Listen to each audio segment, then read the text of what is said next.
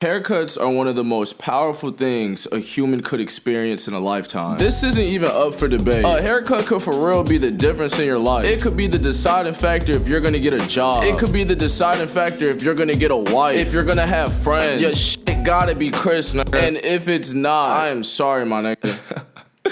You are in for a rude awakening. So I've kind of mentioned this before, and if you real to the core, you remember being ugly is a myth. And you know, you don't even have to be real to watch it for real, bro. You could be a fake ass nigga and still click on that shit. Nah, fuck with you, nigga. You know, so just click on that shit, nigga. Anyway, yeah, without really spoiling that video, I talked about the importance of getting a fucking haircut. But I did not talk about how powerful these shits are. They're literally, in real life, transformers. Y'all see J. Cole. When you think about him in 2014, you like, oh, that's a fresh nigga. But if you think about him in 2023, or if anybody thinks about him in 2023, what does everybody say about J. Cole? That the nigga looks homeless. All because he didn't get a haircut. They decide how people view you. That's why it is very important to make sure your shit is right. But unless you cut your hair, you don't have much say in that. And that's why you go to the barbershop. But don't just walk into any fucking barbershop, see a nigga has an open seat and think that's for you. If you walk in and the nigga is sitting in the chair he's supposed to be cutting hair in, if he looks up, do not make eye contact. Do not let them clippers touch your head, bro. He ready to fucking nigga up worse than Kyrie Irving ever could. Avoid at all costs. Even if y'all do make eye contact, bro, his feelings are not worth your haircut. He calls you to the chair, scream fuck no, and run out the place. Take it from somebody who learned the hard way. I went to this nigga who was fucking me up for years. I would ask for a fade and got a mohawk. But because I was going for so long, I didn't want to, like, you know, motherfucking hurt his feelings. But so I had went up there one day and my barber wasn't there. I was ready to take my L, wait for him to come back from vacation or something and get a haircut later. But one of the other barbers was like, yo, I got like 15 minutes left on this haircut and my 4 o'clock canceled, so I could get you in if you want. And I'm looking at the nigga in the chair and his cut looking gas, nigga. So I'm like, hell yeah, you can get me in. I'm in the chair on my phone, not really paying attention, hoping that the last haircut he did wasn't just some luck. Next thing I know, I got a mirror in front of my face with the most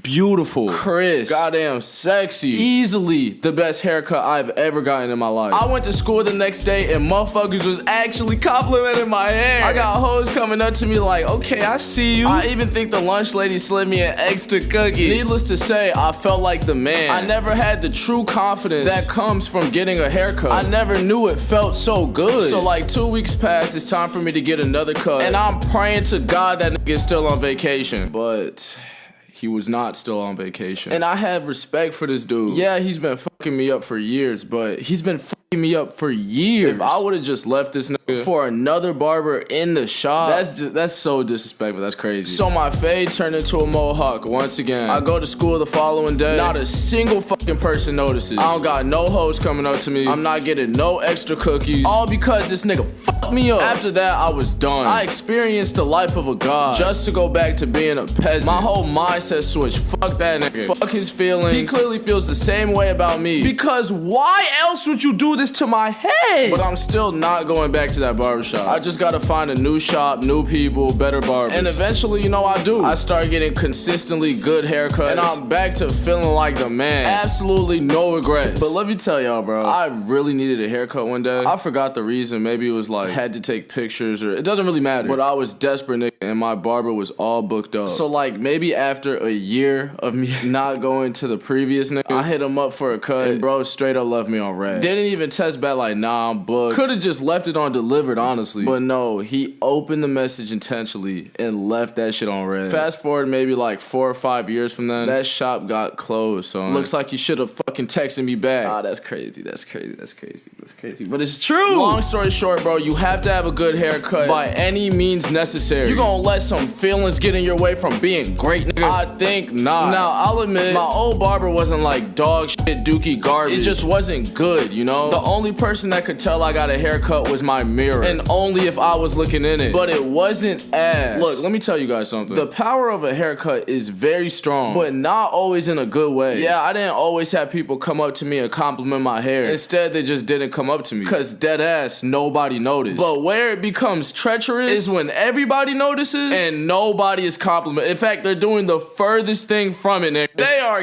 getting on that ass! I am forever grateful that I am not a victim of bad haircuts. I'm talking ruby rose bad. I'm talking like if you take that hoodie or hat off, the whole room is stopping their conversation and looking at you. Everybody is trying their hardest not to laugh. Okay, I lied. That's not how it is.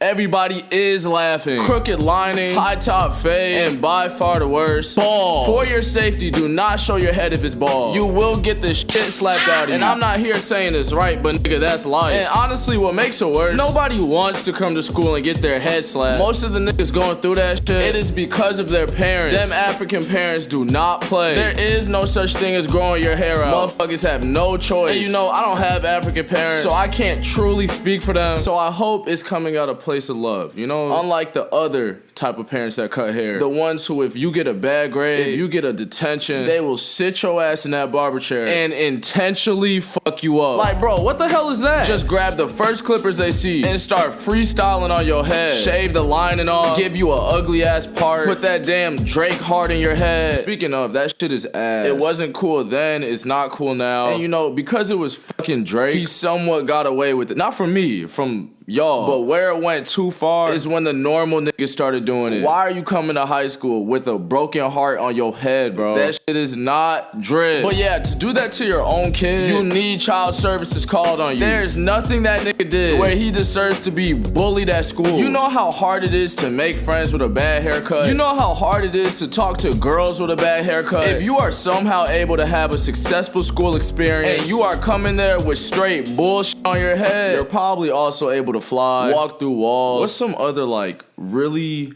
fictional things you can only do in a dream? Oh yeah, you'll probably bag Beyonce too.